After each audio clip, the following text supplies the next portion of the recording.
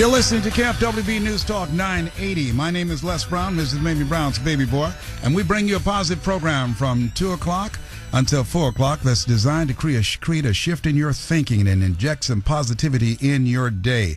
Today we're talking about the Good Samaritan, people who, because of a sense of duty or a sense of oughtness and out of their courage and willingness to stand up to wrong, intervene in some situations that most people just stand by and become spectators and just watch. And we pulled this show out to talk about because of a fight that we saw being encouraged, if you believe this, by a mother between her son and another young man. And so we want to talk to James. James, hey, thank you so much for calling in to talk about this very serious subject. And unfortunately, it's become popular of this kind of encouragement of violence between kids today. And there are even videos on the internet that people go and view and get thousands of viewers where people deliberately pick fights and people watch them and videotape them with their phones.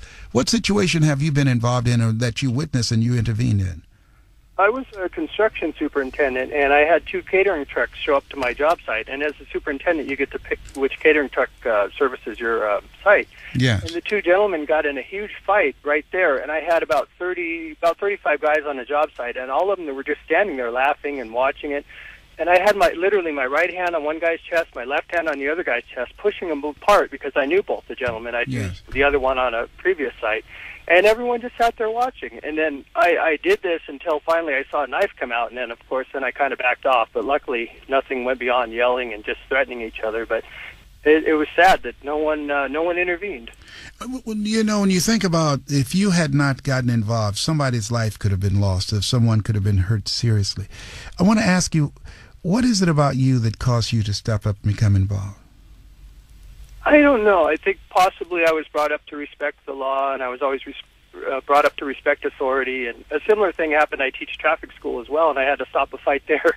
Same thing, pushing both guys away while probably 15 or 20 students just sat there watching. I mean, obviously it's not their job. I was the teacher, and I was a superintendent. I was both in positions of authority, but I just wish more people would get involved. Yes. Did any of the people that were standing around watching, did any of them have any comments as to why they did not become involved to discourage it?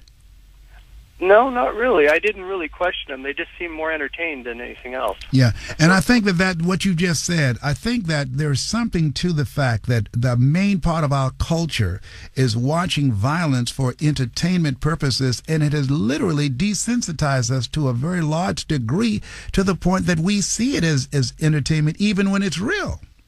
True. Video games, TV, a lot of desensitizing. Yes, a lot of desensitizing. Listen, thank you for who you are and valuing human life. Thank you for listening to the program and calling in and sharing your story. Thank you. Thank you. I appreciate you. Thank you. Wanda, thank you so much for calling in. You called the cops to stop a fight in the streets that you saw in Laverne. Tell us about the experience. Yes, hi, Les. Well, it's one of the string of things I've been doing my whole life. I'm 54 years old now, and I just can't help but intervene. It's just so regularly. The thing I've learned is to tone it down, though, when I have friends and family around, because I've gotten away with a lot because I'm only 5'2", a little woman, and so I wouldn't do it with my big boyfriend there. Somebody would want to end up beating him up. But anyway, so this rave was, things were loud in our house with the TV on and air conditioning going and so forth. And then my daughter came home and said, "Mom, there's hundreds of people out in the street." And I went, "What?" And I went out there. I couldn't believe this huge crowd was in the intersection by our street, and it's just a little quiet planned community. And they were congregating, and it looked to me instinctively, I could see there was like this angry circle forming, and you could really feel the tension. And 2 guys were kind of like walking in a circle, sort of like they looked like a stabbing or shooting or something bad was going to happen, and the crowd was like, "Get him, get him." And so even though it was standing literally on my property, I just couldn't, I couldn't go in the house and just call 911 like I normally would, because I wouldn't want to involve my family and everything. But in this case, I just yelled as loud as I could, "The cops are here! The cops are here! Go! You're going to get arrested!" And I kept screaming it, and some other people heard me and yelled it. And then the crowd dispersed. My daughter had gone in and actually called 911. And the cops came probably pretty quick, maybe within 5 minutes later. But I really felt like it made a difference, because it felt like we were seconds away from somebody getting stabbed or shot, you know. You know, and that could have happened had you not intervened. I was reading a study on crowd behavior, that just with one person calling attention to what's going on can break the hypnotism, the mesmerization, because people literally become mesmerized and glued into watching the violence like they're watching it on television.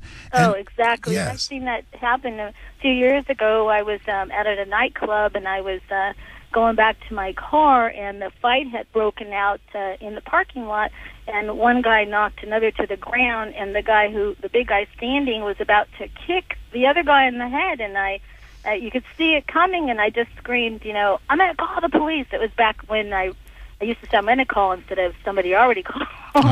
And the guy stopped, and he was so pissed. He looked at me, and the guy on the ground got up, and the guy that looked at me looked so angry that the guy had a chance to get up, that he looked at me, and I just instinctively yelled, go ahead and hit me, ass, you know, the cops will be here. And he just like had to wring his hands and walk away. Yes. And some people there said, oh my God, are you okay? Like, let me, right. They're really worried. But the thing is, I've never worried about myself in those You've been very lucky, and you're a little teeny weeny something. You're 5 feet 1. I've been lucky my whole life. You have no idea how many times I've intervened. But I think that's it. A lot of people don't intervene because I think it's more than being me being lucky. I am incredibly assertive, but besides that, I think most people would feel foolish beating up a little woman. In fact, I've even yelled, "Yeah, go ahead and beat up a little woman." Yeah, okay, and that would discourage them there. Oh my goodness! Let me get these other calls. Never act like that with a big man around, or he'd end up getting beaten. That's true. But listen, thank you so much for calling in, and thank you for your courage.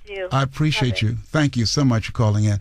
Hello, Hunter. Thank you so much for calling in. Thank you for your patience. Tell us, what's the story around this issue that appeals to you, that you saw and became involved in? First of all, I'd like to say I saw you in Michigan, so I feel very connected. Thank you. But I'm a mother, and I took my son to a skate party in Farmington, Michigan, and to what would be considered a nice skating rink. Yes. And I guess there was a fight, and everyone was huddling around, and a young man, teenager, threw a skate at a young lady through the crowd, children and all, and it could, anyone could have been knocked out. Yes. But the fight progressed outside, and I saw this youngster grab the young lady by the hair and drag her outside. And there are grown-ups, not to mention teenagers, and I went outside to be a mom, I guess, and this guy was dragging her to the car while he was plummeting her, and the youngsters were standing around saying all kinds of things. Oh, stop it, stop it. And, I had just walked out, and I saw him about to grab her and put her in the car. Yes. As to which I have been kidnapped, so, I felt really connected. And when the young man opened his door, I said, the police are on their way. Yes. And I held the phone up, and I said, you have witnesses. I've got your license plate number. And he sat in the car, and everyone go, oh, my God, he could have a gun. He could come and kill you. Yes.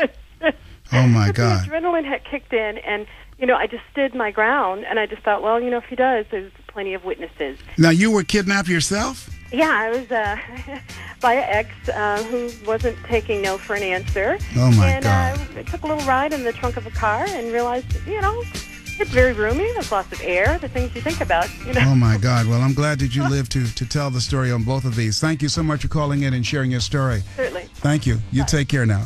Listen, we're talking about Good Samaritans. Have you been in a situation where you saw something going on and you said, I have got to get involved? And you, without thinking, you saw yourself in the middle to stop wrong. The number to call is 888-539-2980. That's 888-539-2980. My name is Les Brown. You're listening to KFWB News Talk 980.